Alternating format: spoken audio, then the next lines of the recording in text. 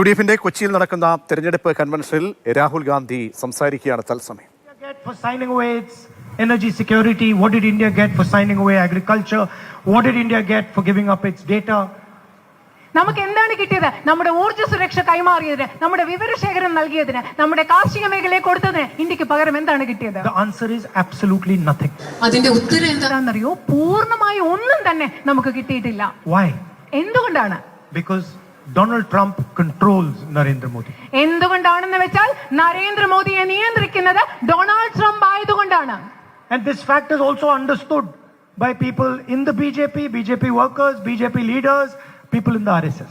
BJPയിലും RSSിലുമുള്ള ആളുകൾക്ക്, അവരുടെ നേതാക്കൾക്ക്, പ്രവർത്തകർക്കൊക്കെ ഈ കാര്യം നന്നായി അറിയാം.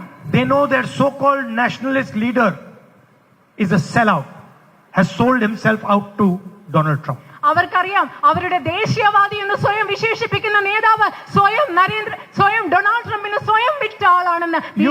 You saw it with your own eyes in Parliament House. When I started to speak about Epstein, when I started to speak about Adani, the Prime Minister of India ran away from the Lok Sabha. നിങ്ങളത് നിങ്ങളുടെ സ്വന്തം കണ്ണുകൊണ്ട് കണ്ടിട്ടുണ്ട്. പാർലമെന്റിൽ ഞാൻ എഴുന്നേറ്റ് Epstein ഫയലുകളെ കുറിച്ച് സംസാരിക്കാൻ പോയപ്പോൾ, അദാനിയെ കുറിച്ച് സംസാരിക്കാൻ പോയപ്പോൾ ഈ രാജ്യത്തിന്റെ പ്രധാനമന്ത്രി പാർലമെന്റിൽ നിന്ന് ഓടി ഒളിക്കുന്നത് നിങ്ങൾ കണ്ടിട്ടുണ്ട്. Watch the footage. First he tells his cabinet colleagues not to allow me to speak. നിങ്ങൾ അതിന്റെ വീഡിയോ കണ്ടു നോക്കണം. അദ്ദേഹത്തിന്റെ ക്യാബിനറ്റിലെ സഹപ്രവർത്തകരോട് പറഞ്ഞു, എന്നെ സംസാരിക്കാൻ അനുവദിക്കരുത്. For 4 hours they didn't let me speak. 4 മണിക്കൂർ എന്നെ അവർ സംസാരിക്കാൻ അനുവദിച്ചില്ല. And then after that he literally ran away from the Lok Sabha.